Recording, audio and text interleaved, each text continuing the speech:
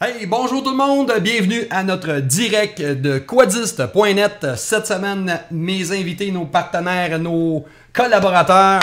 À ma droite, mon extrême gauche, je m'excuse, Jason Lajoie. Bonsoir tout le monde. Et à ma gauche, ici directement, on a Sébastien Boudreau. Salut mon Sébastien. Salut. Ça va bien? Ça va super bien.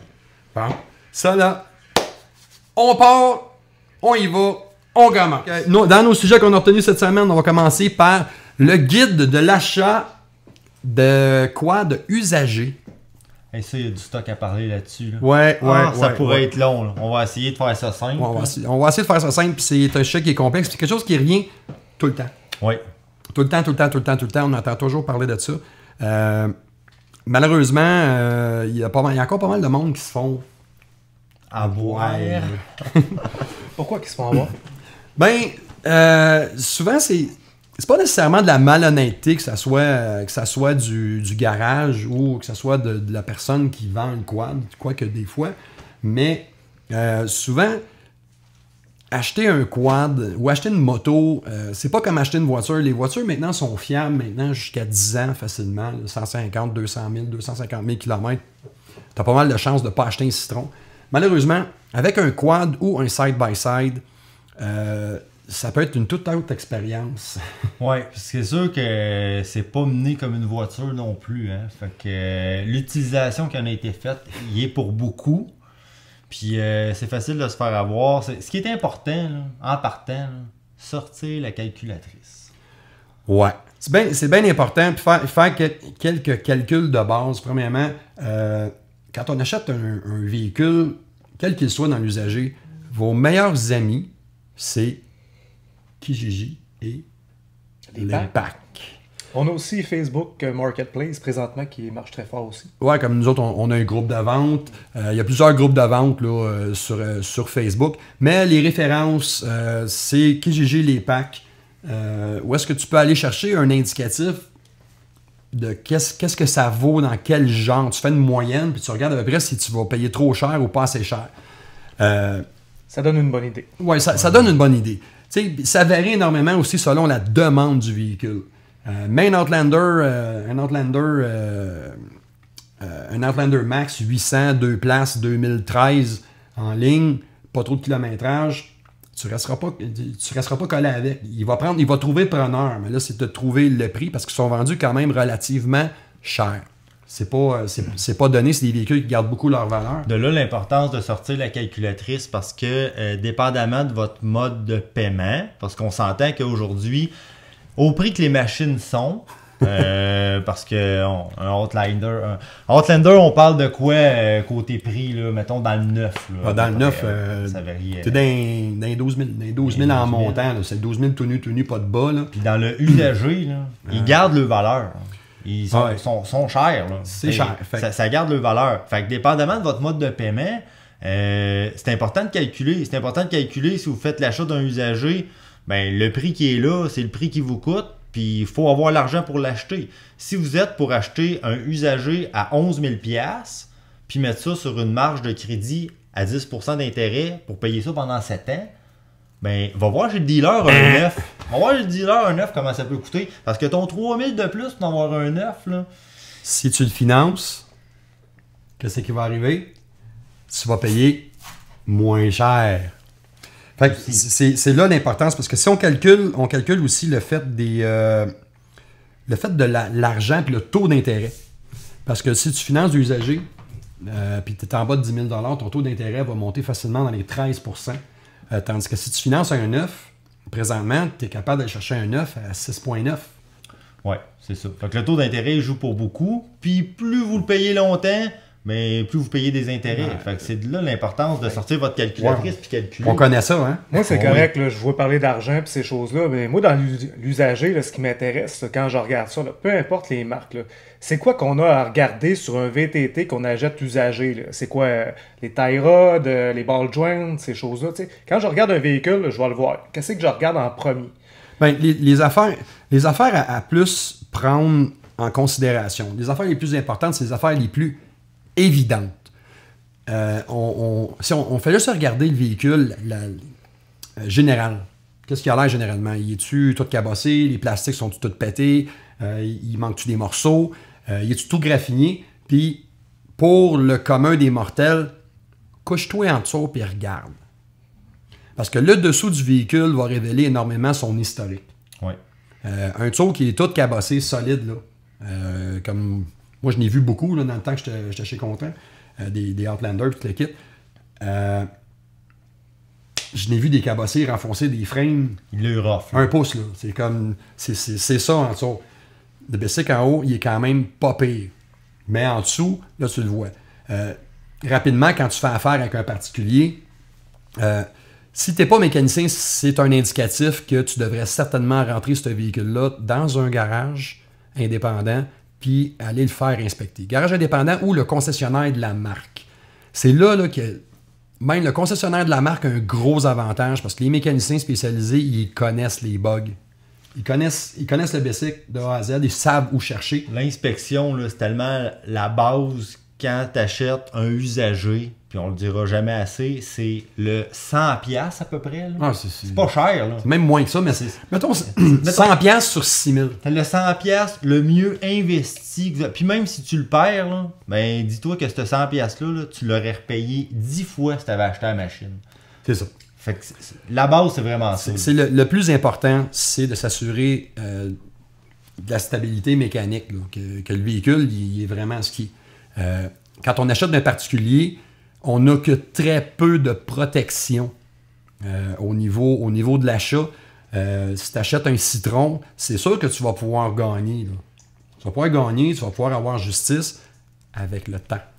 Et ça, c'est très long. Ça peut prendre jusqu'à 2 ans faire passer à la cour, puis tu te quittes si tu t'es fait passer un savon. Fait que 100$, c'est très bien investi. Fait que là, on parle, si on va à l'inspection. Au niveau de l'inspection visuelle, quand tu vas regarder par toi-même, y a-tu des gestes à poser, des pièces à toucher, à part regarder en dessous, à part regarder les plastiques? Parce que ça se peut que ça il faut le graffiner.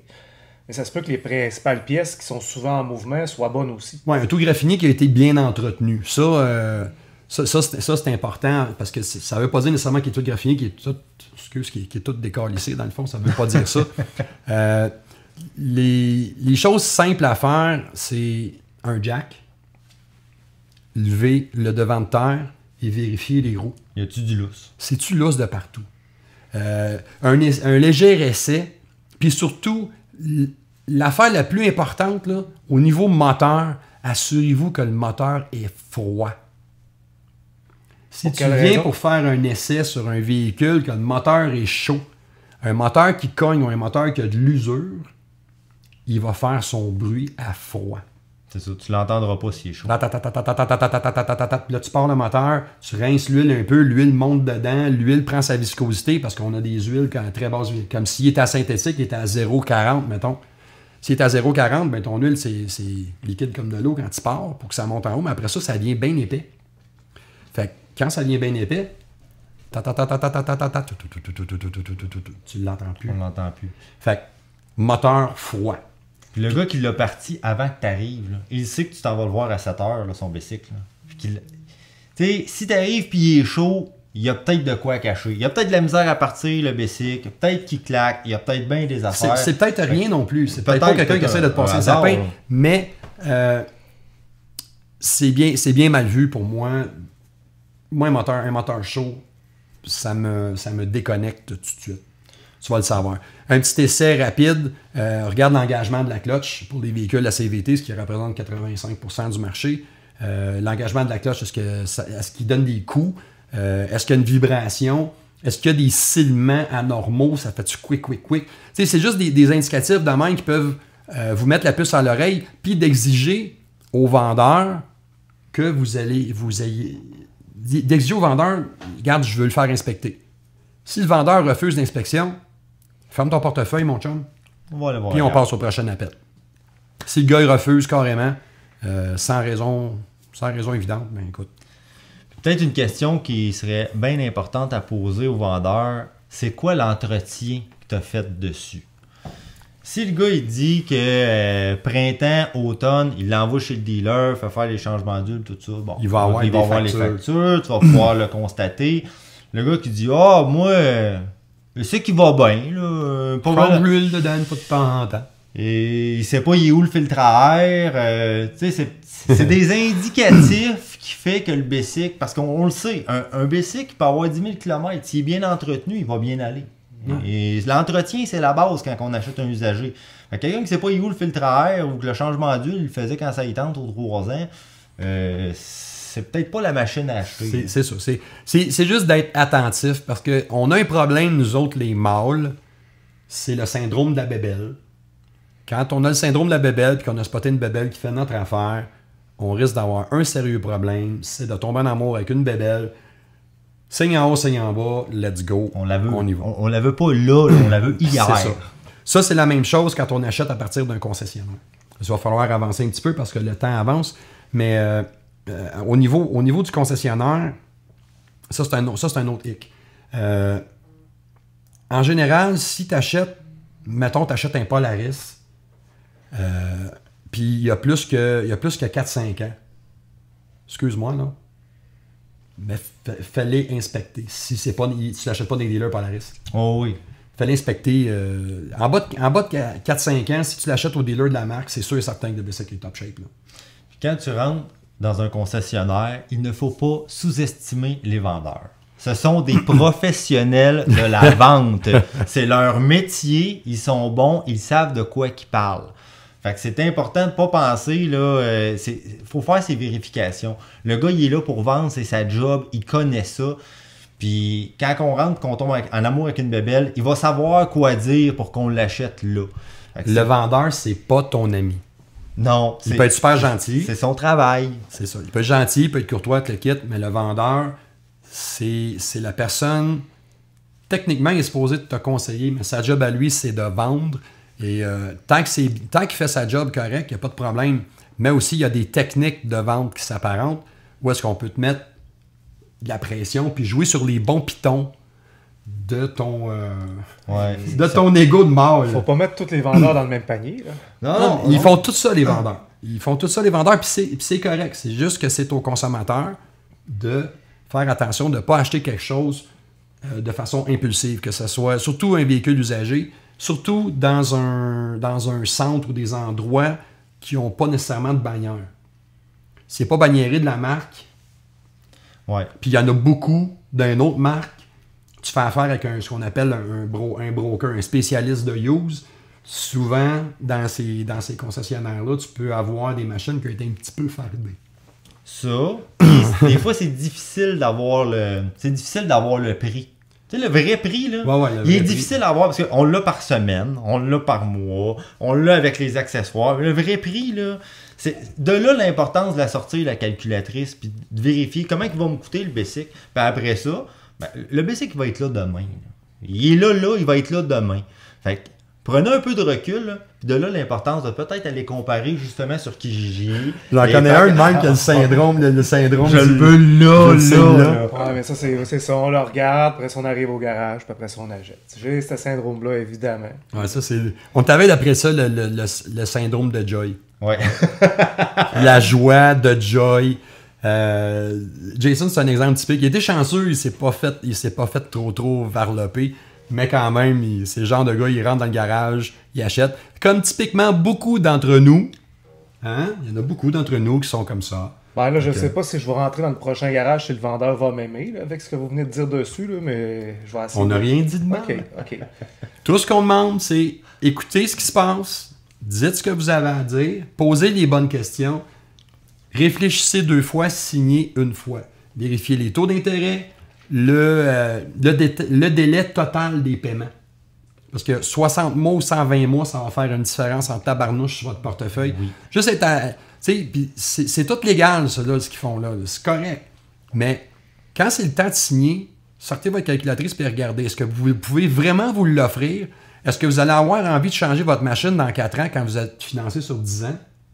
Est-ce que peut-être tu aurais dû le financer sur 60 mois puis t'empêcher de manger un repas de steak une fois par mois pour absorber la différence? Ben, c'est un choix personnel qui est à vous de faire. Mais soyez aux aguets. C'est incessant le nombre de cas qui me sont fournis, là, qui me sont soumis de gens qui me pognent en privé. Ils disent « Hey, moi, je pense que je me suis fait avoir. » Ben, oui, peut-être que tu t'es fait mettre de la pression un petit peu, mais oublie pas une chose, c'est toi qui as signé papier. Fait qu'il faut vraiment lire 2 fois, signer 1 fois. Il faut considérer aussi ses habitudes d'acheteur. Si tu es quelqu'un, tu sais que tu changes ta machine aux 2-3 ans, prends-la pas sur 10 ans. Paye-la pas sur 10 ans parce que tu vas vouloir la revendre, puis il va t'en rester encore bien plus à payer que ce que ça vaut. Ça, c'est la fameuse balloune. Ouais, la balloune. Puis des ballons sur des ballons sur des ballons, là, ben c'est parce que tu te payes un basic à un moment donné. Non, c'est parce que tu vas souhaiter de t'avoir payé un basic, puis tu vas avoir de l'air. Fait que c'est juste bien important de bien calculer. Fait que, tu sais, les vendeurs, ils font leur job, ils font leur travail. Les gens qui sont, le petit monsieur, la petite madame qui t'envoie dans le bureau après, là, ce qu'il appelle le FNI, Oui. lui aussi, il fait sa job, là. Sa job, c'est pas je vais tout vous fourrer. Ben non. Lui, sa job, c'est vendre, puis de s'assurer de vous financer, puis toute l'équipe, vous passez à la finance pour que la vente se fasse. Vous parlez d'argent, là, ces choses-là. Il n'y avait pas une partie des sujets qu'il fallait parler, le coût de la maintenance.